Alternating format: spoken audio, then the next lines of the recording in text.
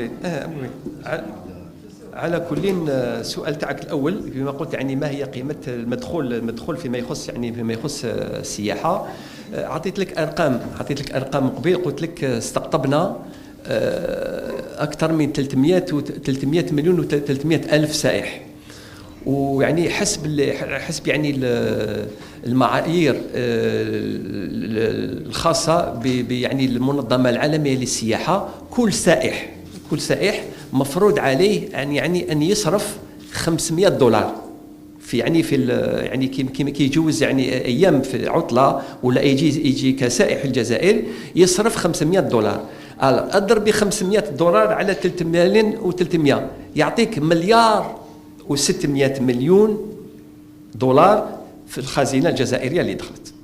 هذه يعني مشاركه قطاع السياحه يعني خارج يعني المحروقات. هذا c'est en dollars ou en euros, hein, donc vous pouvez donc en moyenne j'ai dit entre 500 et $1000. Nous prenons le minimum, hein.